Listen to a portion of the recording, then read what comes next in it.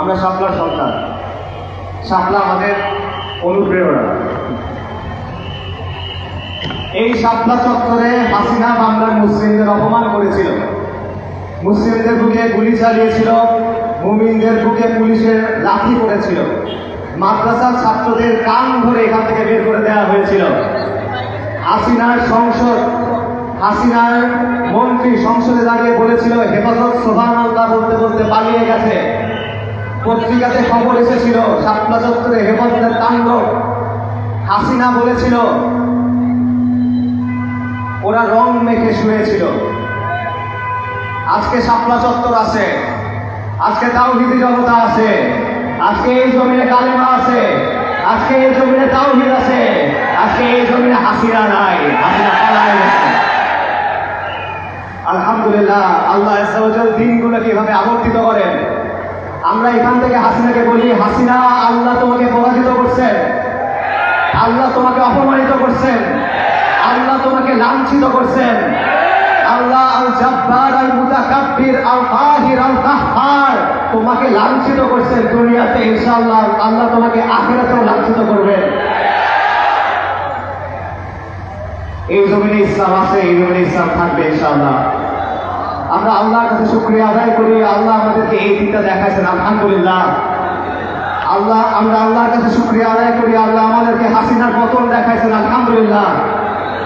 আমরা আল্লাহর কাছে শুকরিয়া আদায় করি, আল্লাহ আমাদেরকে জুলাই দেখাইছেন, আলহামদুলিল্লাহ।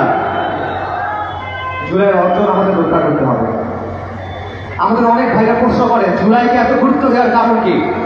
জুলাইয়ের পর কি বৈষম্য দূর হলো? জুলাইয়ের পর কি অবিচার দূর হলো? জুলাইয়ের পর কি জুলুম দূর হলো? হয় নাই।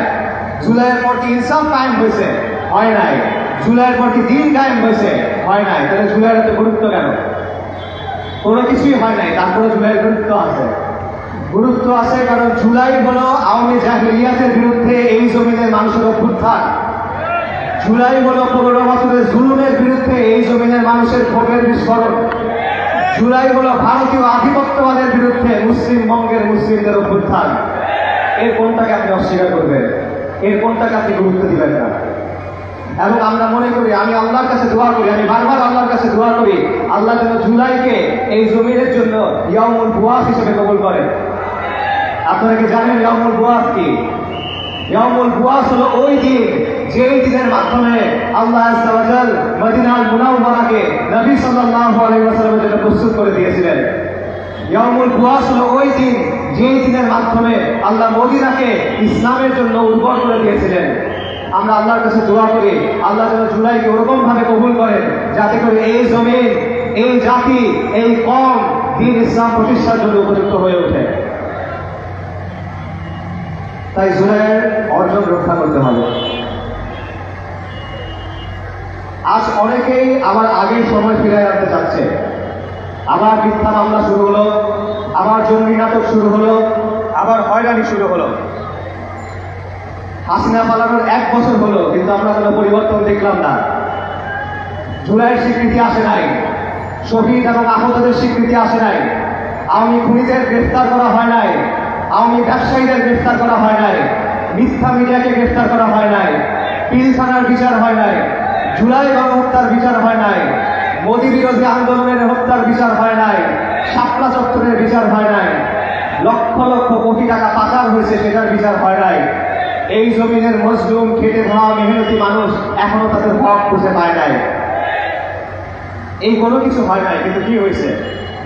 চাঁদাবাজি হয়েছে, ছিনতাই, জমি দখল, দুর্নীতি, স্বজনপ্রীতি, এই কাজগুলো হয়েছে। এগুলো বন্ধ করার দিকে ইন্টারিমের মনোযোগ নাই। ইন্টারিমের মনোযোগ কোন দিকে? দেশ বিরোধী চুক্তি করা ইন্টারিমের মনোযোগ, করিডোরে ইন্টারিমের মনোযোগ, শাহবাগীদের খুশি করার দিকে ইন্টারিমের মনোযোগ। আর এই জমিনে জাতিসংঘের মানবাধিকার কমিশনের অফিস খোলার দিকে ইন্টারিমের মনোযোগ। এই জমিনে কুফরি আদর্শ প্রতিষ্ঠিত করার দিকে তাদের মনোযোগ। পশ্চিমের জাহিলি কালচার প্রতিষ্ঠিত করার দিকে তাদের মনোযোগ। এই জন্য আমরা আন্দোলন করি নাই, এই জন্য শহীদরা রক্ত দেয় নাই, এই জন্য আবু সাইদ রক্ত দেয় নাই, এই জন্য আসহাবুল ইয়ামিনরা রক্ত দেয় নাই। ভারতের দালালি এই জমিনে চলবে না, আমেরিকার দালালি এই জমিনে চলবে না, কোন বিদেশি শক্তি দাঁড়াবে এই জমিনে চলবে না, চলবে না, চলবে না, চলতে দেওয়া হবে না। আমরা ইন্টারনেটকে বলি, আপনারা যদি হাসিনার মতো করেন তাহলে আপনাদের পরিণতিও হাসিনার মতোই হবে। আজ হোক কথা, বাংলাদেশের মানুষ বুঝে না বুঝে আপনাদেরকে যে দায়িত্ব দিয়েছে সেই দায়িত্ব পালন করার চেষ্টা করেন, হাসিনার অনুসারী হবেন না। প্রিয় ভাইরা, আমি আপনাদেরকে বলি, পলাশী যুদ্ধের পর থেকে এই জমিনে ইসলাম এবং মুসলিম পরিচয়কে আক্রমণ করা হচ্ছে, ইসলাম এবং মুসলিম পরিচয়কে দমন করে রাখা হচ্ছে। প্রথমে আক্রমণ করেছে কাফের ফিরিঙ্গিরা, তারপর আক্রমণ করেছে কলকাতার বাবুরা, তারপর আক্রমণ করেছে কংগ্রেসের নেতারা, আর তারপর আক্রমণ করেছে কিছু মুসলিম নামধারী সেকুলাররা। এবং এরা সবসময় চায় সমাজ থেকে, শাসন থেকে, ইতিহাস থেকে, সংস্কৃতি থেকে ইসলাম এবং মুসলিম পরিচয়কে দূরে সরিয়ে রাখতে। এরা আমাদেরকে দ্বিতীয় শ্রেণীর নাগরিক বানায় রাখে, এরা আমাদের হক আমাদেরকে দেয় না, এরা আমাদের জমিনে আমাদেরকে দাঁড়াতে দেয় না, এরা আমাদের জমিনে দাঁড়ায় আমাদের কথা বলতে দেয় না। প্রতিটা ক্ষেত্রে তারা আমাদের সাথে বৈষম্য করে, দাড়ির জন্য বৈষম্য করে, টুপির জন্য বৈষম্য করে, হিজাবের জন্য বৈষম্য করে, নিকাবের জন্য বৈষম্য করে, চাকরিতে বৈষম্য, পরীক্ষার হলে বৈষম্য, প্রশাসনে বৈষম্য, বিচারের ক্ষেত্রে বৈষম্য, জামিনের ক্ষেত্রে বৈষম্য, প্রতিটা পদে পদে তারা আমাদের সাথে বৈষম্য করে।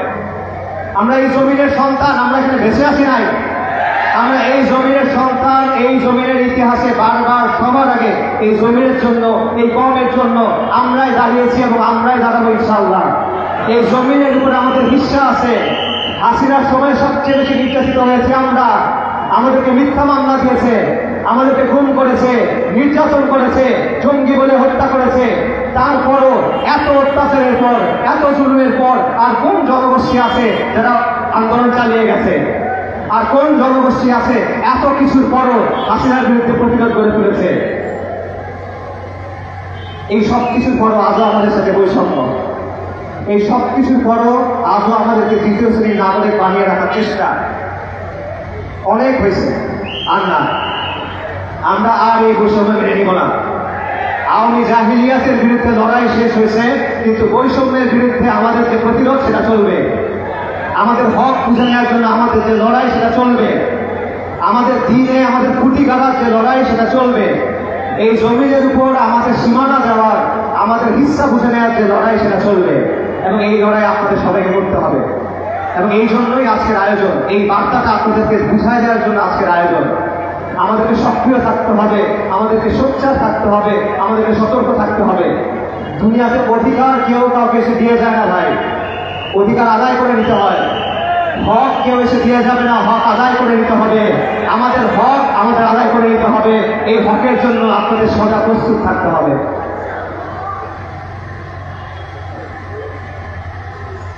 আমরা এই বাস্তবতা ওদেরকে স্বীকার করাবো। আমরা এই জাতির একটা শক্তি, আমরা এই সমাজের একটা শক্তি, আমরা এই দেশের একটা পক্ষ। ওরা এটা মানতে চায় না, ওরা এটা অস্বীকার করতে চায়, আমরা ওদের বাধ্য করবো এটা মানবো ইনশাআল্লাহ। আমি শেষ করার আগে কিছু কথা বলি। আপনারা জানেন যে ওরা আমাদের বিরুদ্ধে মিথ্যা মামলা দিয়েছে। কেন মামলা দিয়েছে? দেখেন, আমি আল্লাহ অত্যন্ত নগণ্য একজন বান্দা। আল্লাহর অসংখ্য অগণিত মাখলুকের মধ্যে আমি একজন গুনাহগার, নাফরমান বান্দা। আমার কোনো বিশেষত্ব নাই। একটা মাত্র কারণে তারা আমাদের বিরুদ্ধে মামলা দিয়েছে, কারণ আমরা দিন ইসলামের কথা বলি, আমরা সমাজ ও শাসনে ইসলাম কায়েমের কথা বলি, আমরা পূর্ণাঙ্গ ইসলামের কথা বলি, কোনো আপোষহীনভাবে বলি, রাগভাগ ছাড়া বলি। আমরা ওদের বানানো তন্ত্রমন্ত্রের বিরুদ্ধে বলি। এই কারণে তারা আমাদের বিরুদ্ধে মামলা দিয়েছে, আর কোনো কারণ নেই। যদি আল্লাহ দ্বীনের জন্য কথা বলার জন্য মামলা দেয়, যদি এই দ্বীনের জন্য কথা বলার কারণে আমাদের বন্দী হতে হয়, যদি গুম করা হয়, যদি হামলা করা হয়, যদি হত্যা করা হয়, আলহামদুলিল্লাহ, আমরা তো এই জিনিসটা আমার কাছে বুঝতেছি। তবে আপনাদের ওয়াদা করতে হবে, আপনাদের নিজেদেরকে প্রশ্ন করতে হবে যে এই কাজের জন্য আপনারা আছেন কিনা। এই জমিনে আমাদের হক আদায় করার যে কাজ, এই জমিনের উপরে দিনকে কায়েম করার জন্য যে কাজ, সেই কাজের জন্য আপনারা প্রস্তুত কিনা। আপনাদের ওয়াদা করতে হবে, আপনাদের নিজেদের প্রশ্ন করতে হবে আপনারা আজকে এখানে কেন আসছেন। আপনারা যদি বড় বড় নাম দেখে আসেন, আপনারা যদি চেহারা দেখে আসেন, আপনারা যদি পোশাক দেখে আসেন, আপনারা যদি জনপ্রিয়তা দেখে আসেন, তাহলে মনে রাখবেন দুনিয়ার সব চাকচিক্য ক্ষণস্থায়ী, আল্লাহর আখিরাত চিরস্থায়ী। আপনারা যদি বড় বড় নাম দেখে আসেন, জনপ্রিয় মানুষের চেহারা দেখে আসেন, বক্তার জন্য আসেন, সেলিব্রিটির জন্য আসেন, আমার জন্য আসেন, আর কারোর জন্য আসেন, তাহলে মনে রাখবেন প্রত্যেকটা মাখলুক নিঃশেষ হয়ে যাবে, আর আল্লাহ আল হাইয়ুল আল হাইয়ুল। তাই আপনাদের নিয়তে খালেজ করতে হবে, আপনাদের সংকল্প করতে হবে, এই দিনের জন্য আপনারা কুরবানি করতে রাজি কিনা, এই দিনের জন্য আপনারা সবর করতে রাজি কিনা, এই দিনের জন্য আপনারা দুনিয়াকে বাদ দিতে রাজি কিনা, এই দিনের জন্য আপনারা নিজের পছন্দকে বাদ দিতে রাজি কিনা। যদি আপনারা ওয়াদা করেন, তাহলে আমি ওয়াদা করতেছি ইনশাআল্লাহ আমরা আল্লাহর কাছ থেকে দুটা কল্যাণময় পরিণতি যে কোনো একটা পাবো। আসসালামু আলাইকুম।